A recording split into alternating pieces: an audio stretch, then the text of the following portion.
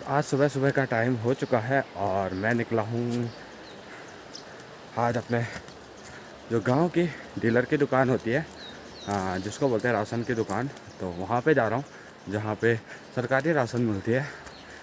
तो सुनने में आया है कि 2 महीने की फ्री राशन आई है और 2 महीने की जो पैसों में आएगी राशन। तो मैं और मेरे पापा वहीं पे जा रहे हैं और राशन लेंगे, फिर घर आएंगे, क्योंकि यार जब आ ही रखी है तो ले लेते हैं।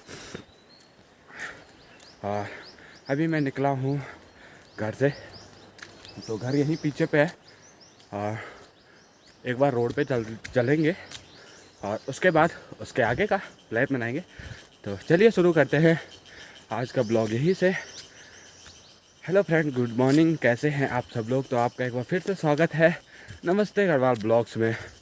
और हमारे साथ हाल ही में नई कम्युनिटी जुड़ी है और हमने 1K फैमिली कंप्लीट की है, तो काफ़ी अच्छा लग रहा है। और एक मतलब बोलते हैं ना, नई सुबह। और कल रात को काफ़ी अच्छा लगा कि हमारी 1K की फैमिली हो गई है। और जब मैंने यूट्यूब खोला था तो कभी सोचा नहीं था कि हमारी जो 1K की फैमिली कंप्लीट होगी और कल हो गई है। तो बहुत ही अच्छा लग रहा है यार कि आप लोगों ने इतना सपोर्ट दिया, इतना प्यार दिखाया। और तो चलो नई कम्युनिटी को अपने बारे में कुछ बताते हैं। तो फ्रेंड, मेरा नाम अमित थपलियाल है और मैं उत्तराखंड के रुद्रप्रयाग डिस्ट्रिक्ट के पिंगला पानी गांव से बिलोंग करता हूं। और यह पड़ता है चंद्रापुरी से थोड़ा आगे, कंडारा के पास में। तो मैं यहाँ से बिलोंग करता हूँ और आपको पहाड़ी लाइफस्टाइल की वीडियोस दिखाता हूँ। और ये वाला रास्ता हाल ही में नया बना हुआ है और ये है हमारा गांव। यहाँ से कितना खूबसूरत दिखाई देता है ना। पापा आ रहे हैं पीछे से और मुझे जाना है वहाँ ऊपर रोड पे। तो धूप देखो, धूप भी निकल गई है। और ये आम का पेड़ है हमारे गांव का सबसे बड़ा। तो इसमें भी आम लगे हुए हैं बहुत ज़्यादा। और जब आम लगेंगे ना, तब बड़े होंगे तो आपको दिखाऊंगा कि कितने सारे आम होते हैं इस पेड़ पे। और ये देखो, एक पेड़ ये है और इस पे भी काफ़ी सारे आम आ रखे हैं। इस बारी में मज़ा आने वाला है बहुत आम खाने में। तो अभी मैं जस्ट रोड पे पहुंचा हूँ और यहाँ से मुझे जाना है इस वाली साइड पे जो पीछे आपको दिखाई दे रहा है। तो ये है कंसिली गांव। तो देखा, अपने पहाड़ों में भी राशन के लिए कितना दूर जाना पड़ता है। और अगर शहरों में होते ना तो घर से बाहर निकलो और सामने ही दुकान होती है, लेकिन पहाड़ों में ऐसा होता नहीं है। हमें दिन भर में काफ़ी मेहनत करनी पड़ती है और उसके बाद पूरी जो दिन होती है ना, हमारे शरीर को थका देने वाली होती है। और यही हमारे शरीर को स्वस्थ बनाती है, क्योंकि ये हमारा डेली का रूटीन होता है और इसमें क्या होता है, हमारा शरीर मजबूत बनता है। तो अब चलो रोड पे आ ही गए हैं तो आपको दिखाते हैं पीछे के कुछ खूबसूरत से नज़ारे और आप उनके मज़े लीजिए। और मुझे कमेंट में ज़रूर बताना कि आपको ये नज़ारे कैसे लगे।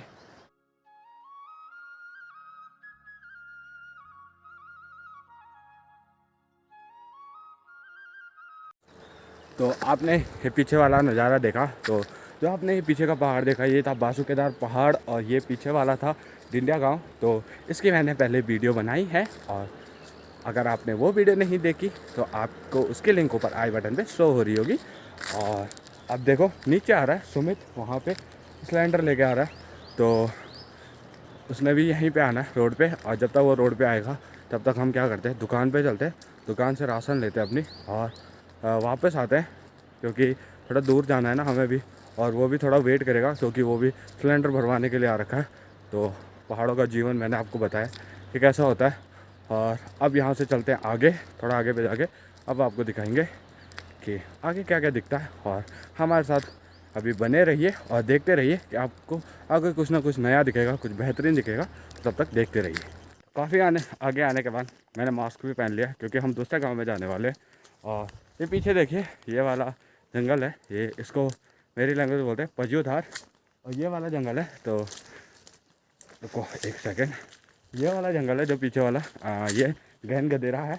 तो इसका हमने नाम रखा है गहन गदेरा, क्योंकि जैसे पता नहीं, पहले यहाँ नीचे बोलते हैं ना यहाँ नीचे पूरा समतल था। ऐसे गधेरा टाइप का नहीं था, पहले यहाँ बहुत कम पानी आता था, लेकिन बहुत साल पहले कंठा में बाढ़ आई थी, तो उसकी वजह से बाढ़ आने की वजह से काफ़ी ज़्यादा पानी आ गया था। उस टाइम पे बहुत ज़्यादा बारिश आई थी, तो इस वजह से यहाँ भी बहुत ज़्यादा पानी आया था, तो इसलिए ये सारा बह गया था और तब से गधेरा बन गया था और इसका नाम गैन गधेरा रखा गया।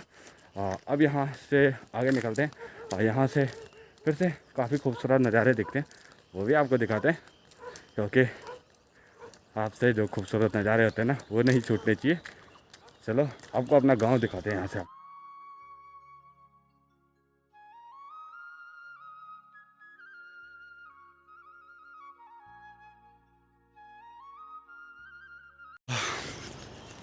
काफ़ी आगे पहुंचने के बाद ये देखो, यहाँ पे जो चीड़ का जंगल है वो स्टार्ट होता है और ये पूरा चीड़ का जंगल है। तो जो आपको ये सामने वाला पेड़ दिखाई दे रहा है जो रोड पे है, तो ये चीड़ का पेड़ है और सूख चुका है।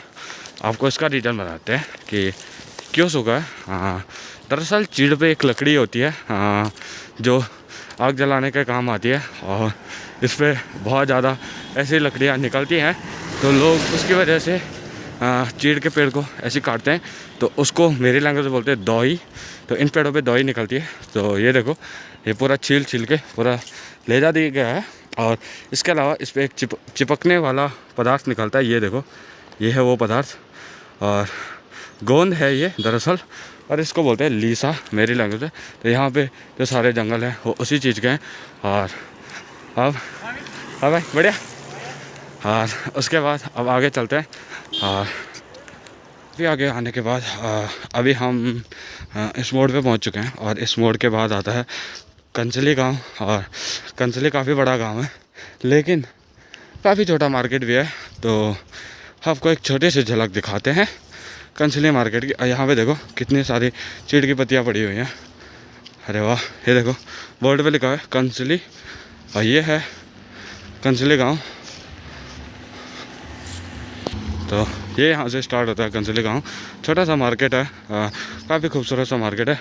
यहाँ से पीछे ये मोहनखाल वाला जो पहाड़ दिखाई देता है, उसके अलावा ऊपर क्रौंच पर्वत है, लेकिन यहाँ से दिखेगा नहीं।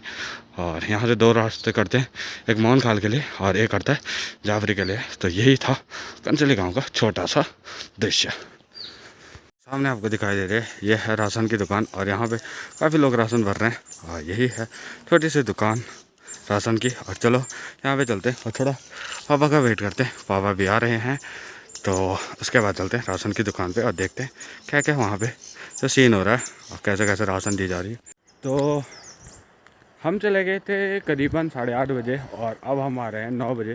तो हमें काफ़ी ज़्यादा टाइम लग गया। वहाँ पे जो डीलर हैं उन्होंने हिसाब करने में बहुत टाइम लगाया और काफ़ी कुछ हुआ। तो फिर हमें पता चला कि हमारी जो राशन है वो कम आ रखी है। तो हमारे जो राशन कार्ड का इशू है वो काफ़ी टाइम से चल रहा है, और मैंने काफ़ी टाइम उसको विकास भवन में ठीक करवाने के लिए दिया था, लेकिन वो अभी भी ठीक नहीं हुआ है। और आपको पता ही है सरकारी काम कैसे होते हैं।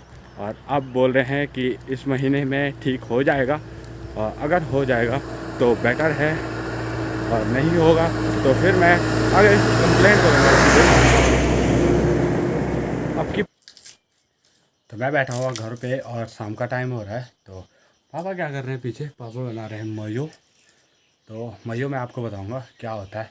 और इस पे बहुत लंबे लंबे जो दांत होते हैं, दांत बोले तो लकड़ी के बनाए जाते हैं, जिनको मेरे लैंग्वेज में दांत बोलते हैं।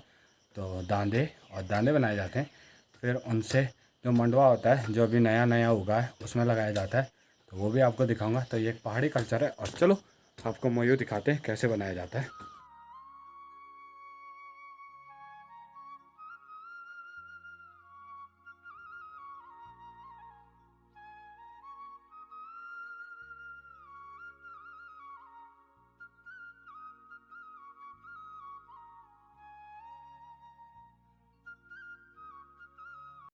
तो ये है मयू, और ये है इसके दांत जो जिन पे मैंने हाथ लगाया ये वाले। तो एक और लगाना बाकी है यहाँ पे, और उसको पापा बना रहे हैं। और यहाँ पे लगती है लाट। लाट होती है लंबी लकड़ी की, और जो आगे बैल और उसके जुए को कनेक्ट करती है। फिर यहाँ पे 2 अणों लगते हैं इस वाले पे, एक यहाँ और एक यहाँ। तो वो पकड़ने के लिए होते हैं, जिससे हम इसको कंट्रोल करते हैं। तो इसको बोलते हैं मयूर। और ये पहाड़ों में लगाया जाता है और ये दो तरीके से लगता है, एक बैलों से और एक आदमी खुद खींचता है। तो हम खुद खींचते हैं क्योंकि हमारे पास बैल नहीं है। और अभी इसको बनाएंगे, इस पे एक और लगाएंगे, फिर हम भी बहुत जल्दी खेतों में इसको लेके चलेंगे और जो मंडवा होता है उसमें सफाई करेंगे मंडवे की। तो पापा जो हैं वो मयूर बना रहे हैं और वो तैयार हो जाएगा कुछ देर में। उसके बाद हम उस पर लाट वगैरह लगाएंगे और फिर कुछ दिनों बाद हम फिर से खेत में चलेंगे। और खेत में फिर से क्या होगा कि मंडवे में जो अतिरिक्त कूड़ा होता है उसको ये उखाड़ता है और फिर उसको अलग कर देता है, तो इससे वो सूख जाता है और फिर मंडवा अच्छा होता है।